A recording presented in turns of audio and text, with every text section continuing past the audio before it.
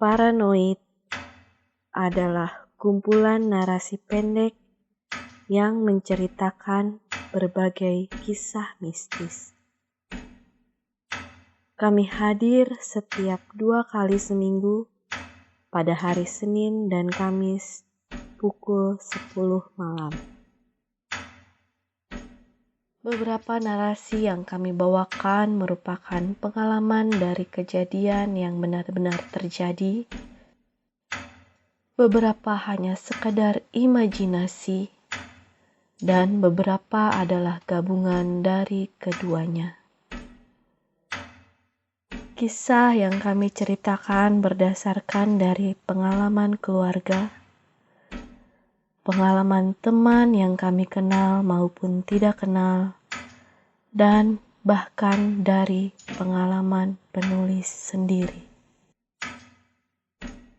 Jika Anda juga ingin membagi pengalaman mistis untuk kami ceritakan, Anda dapat mengirimkannya melalui email narasi.paranoid@gmail.com. Dukung kami dengan menekan tombol like dan subscribe, serta bagikan cerita kami ke saudara dan teman-teman Anda. Selamat mendengarkan.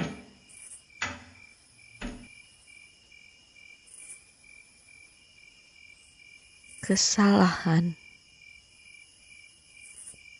Aku menulis cerita ini sebagai pesan untuk para pendengar. Aku dapat melihat hal-hal mistis, namun tanpa sengaja aku berbuat sebuah kesalahan. Semua berawal ketika aku baru saja menyelesaikan kerja lembur. Saat itu sudah tengah malam.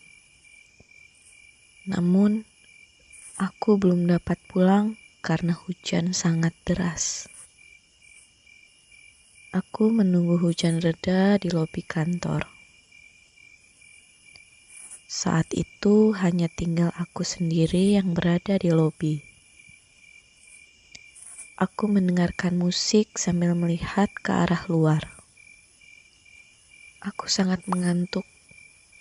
Mungkin sedikit lagi aku akan tertidur. Namun, aku kembali tersadar ketika pintu masuk kantor terbuka. Pintu masuk kantor menggunakan sensor yang akan terbuka secara otomatis ketika ada seorang yang mendekat.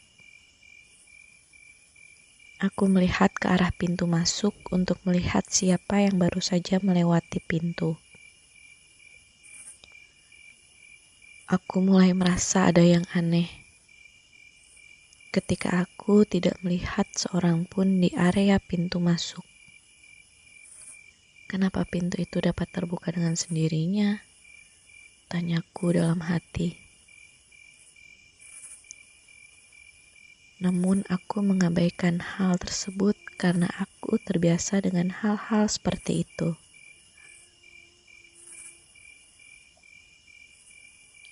Kemudian aku kembali melihat keluar. Aku melihat sosok wanita mengenakan gaun putih, sedang berdiri sendirian di tengah hujan. Aku segera sadar bahwa yang aku lihat bukan manusia. Tapi aku tidak dapat menahan rasa penasaranku terhadap penampakannya. Cukup sulit untuk melihatnya dengan jelas. Namun yang jelas, wanita itu sedang melihat ke atas. Badannya agak membungkuk ke belakang. Kepalanya menghadap ke atas. Rambutnya terurai ke bawah.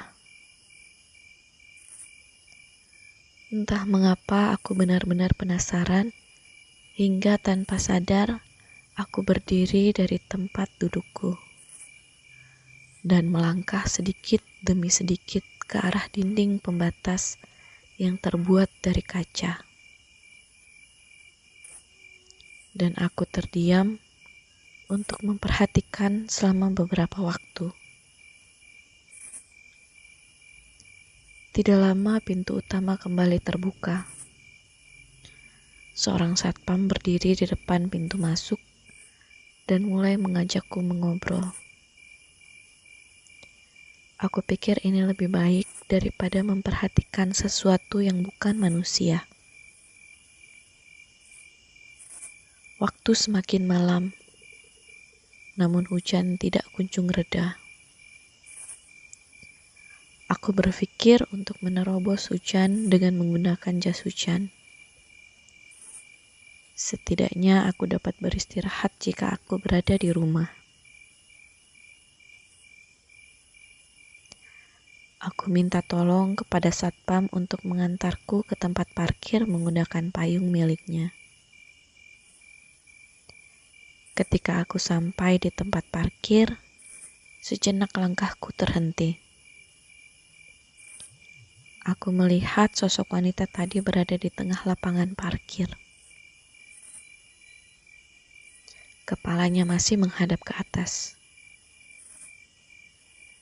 Sudah lama aku tidak merasa setakut ini. Aku bahkan bisa merasakan detak jantungku. Aku pura-pura tidak melihatnya. Aku segera memakai jas hujan dan menyalakan motor. Tepat sebelum aku pergi dari situ, aku sadar wanita itu sudah tidak lagi di situ. Di perjalanan pulang, ada sebuah cermin cembung yang diletakkan di sebuah persimpangan. Meskipun sepi, namun karena sudah tengah malam dan sedang hujan, aku melihat cermin tersebut untuk berhati-hati. Aku melihat wanita itu lagi di cermin. Dengan postur tubuh yang masih sama seperti sebelumnya, dan rambut terurai ke bawah, dia berjalan tidak jauh di belakangku. Aku panik karena merasa dia sedang mengikutiku. Aku menambah kecepatanku agar aku segera sampai di rumah. Aku mengunci pintu rumah, dan aku terus terbangun hingga pagi tanpa tidur. Aku sangat berhati-hati hari itu. Namun wanita itu tidak muncul kembali. Ketika malam tiba, saat aku akan mandi, kamar mandi rumahku berada di belakang bagian rumah. Ada sebuah lorong pendek menuju ke kamar mandi. Lampu di lorong tersebut menggunakan sensor yang akan menyala sendiri ketika ada orang yang melewatinya, dan akan mati ketika tidak ada orang. Sedangkan kamar mandiku menggunakan shower yang ditutup dengan sebuah tirai. Aku tinggal sendiri, dan karena aku masih mengingat kejadian semalam, aku mandi dengan tetap membuka pintu dan hanya menutup tirai. Jadi meskipun aku sedang mandi, aku dapat mengetahui ketika lampu di lorong depan kamar mandiku tetap mati atau menyala. Saat aku sedang mandi, lampu tersebut berkali-kali menyala dan mati dengan sendirinya. Awalnya aku panik, namun aku pikir itu terjadi karena uap panas yang muncul dari shower.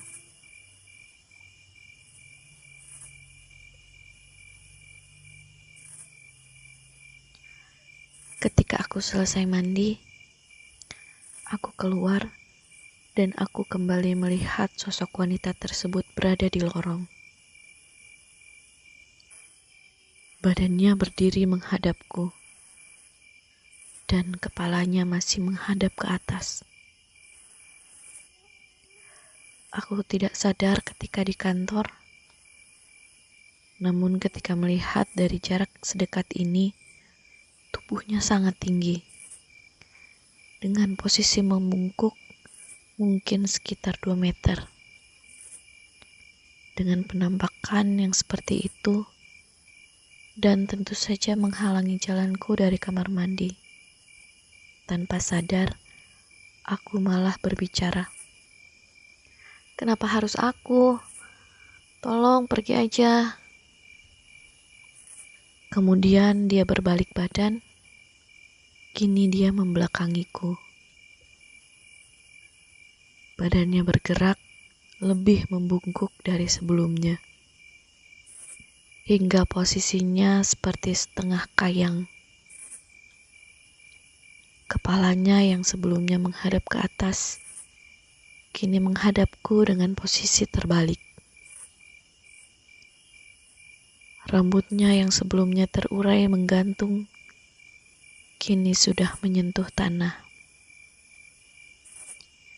Wanita itu tersenyum membuat perasaanku semakin tidak mau melihatnya.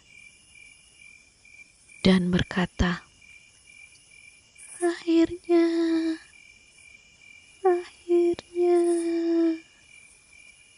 teman, teman, teman. Aku berteriak seperti seorang bayi. Aku tidak ingat apa yang terjadi setelah itu. Aku terbangun pagi hari di kamar mandi dengan mengenakan handuk.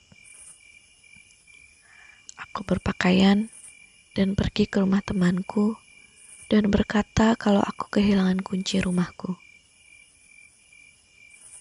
Sejak hari itu, wanita itu selalu mengikutiku kemanapun aku pergi. Ketika aku di rumah, di kantor, atau bahkan ketika aku sedang lari pagi. Sehingga aku mungkin sudah mulai merasa terbiasa. Namun akhir-akhir ini wanita itu tidak lagi berkata,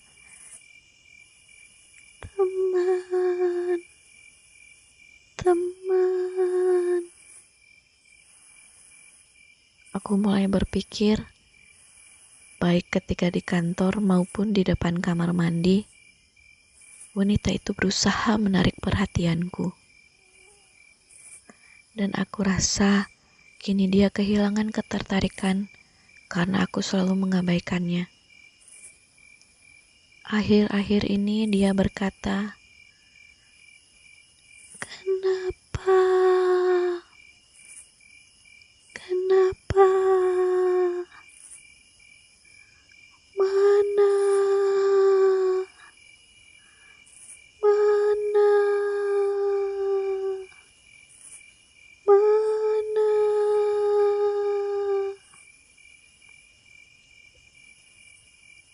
Meskipun dia masih mengikutiku, mungkin dia sedang mencari orang sepertiku yang dapat melihatnya, yang ketakutan melihatnya.